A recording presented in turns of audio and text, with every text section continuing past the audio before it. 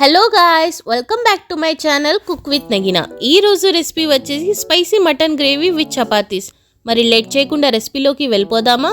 ముందుగా ఒక బౌల్ తీసుకొని అందులో 3 కప్పుల గోధుమ పిండిని యాడ్ చేసుకోండి. తర్వాత మీ టేస్ట్కి తగ్గట్టు సాల్ట్ని యాడ్ చేసుకొని ఇప్పుడు మా అమ్మ చిట్కా చెప్తాను చూడండి ఫ్రెండ్స్. ఒక చిన్న గ్లాస్ పాలని యాడ్ చేసుకోండి. పాలు యాడ్ చేయడం వల్ల చపాతీస్ చాలా సాఫ్ట్గా వస్తాయి. ఇప్పుడు కొంచెం వాటర్ని యాడ్ చేసుకుంటూ సాఫ్ట్ పిండి రెడీ చేసుకోండి.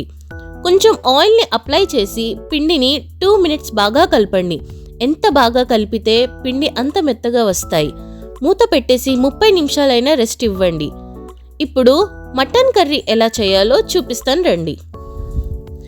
ముందుగా స్టవ్ వెలిగించి కుక్కర్ తీసుకుని అందులో 2 టేబుల్ స్పూన్ ఆయిల్ యాడ్ చేసి 2 మీడియం సైజ్ సన్నగా తరిగిన ఉల్లిపాయలు 2 పచ్చిమిరపకాయలను వేసుకొని గోల్డెన్ బ్రౌన్ వచ్చేదాకా ఫ్రై చేయండి.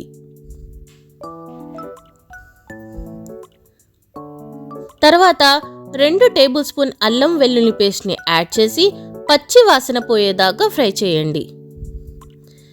ఇప్పుడు గ్రైండ్ చేసుకున్న పచ్చి కొబ్బరి ముక్కలు, 2 లవంగాలు, 2 యాలకులు, 1 దాల్చిన చెక్క పేస్ట్ని యాడ్ చేసుకుని బాగా మిక్స్ చేయండి. ఇప్పుడు 1/2 కేజీ వాష్ చేసిన మటన్ పీసెస్ని యాడ్ చేసుకుని మిక్స్ చేయండి.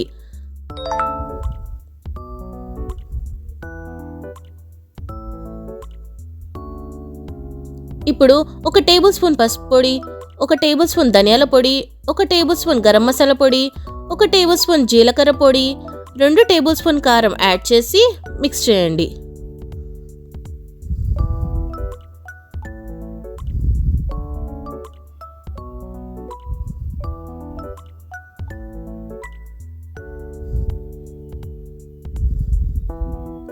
ఇప్పుడు కొద్దిగా వాటర్ యాడ్ చేసుకొని బాగా కలపండి.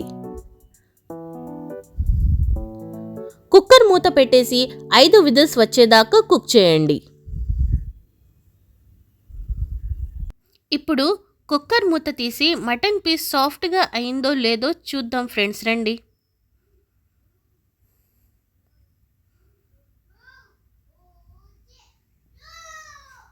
నాకైతే చాలా పర్ఫెక్ట్గా కుక్ అయింది.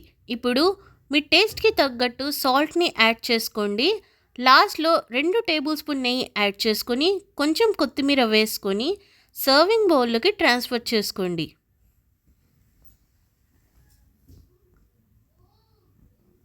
ఇప్పుడు నెక్స్ట్ ప్రాసెస్. మనం ముందుగా కలిపి పెట్టుకున్న పిండికి పొడిపిండి జల్లుకుంటూ చపాతీస్ని చేసుకొని హీట్ ఎక్కిన ప్యాన్ మీద వేసుకొని కాటన్ క్లాత్తో ప్రెస్ చేసుకుంటూ కొంచెం ఆయిల్ యాడ్ చేస్తూ టర్న్ చేసుకోండి ఫ్రెండ్స్.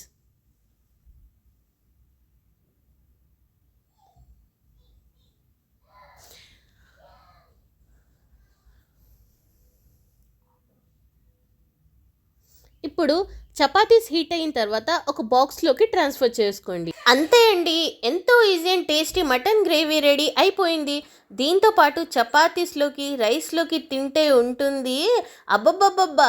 అరే వా, మీరు కూడా తప్పకుండా ట్రై చేసి చూడండి. మరి నా రెసిపీ మీకు నచ్చినట్లయితే లైక్, షేర్ అండ్ సబ్స్క్రైబ్ చేసుకో మాత్రం మర్చిపోకండి. మరి నెక్స్ట్ రెసిపీలోకి కలుద్దాం. Until then bye.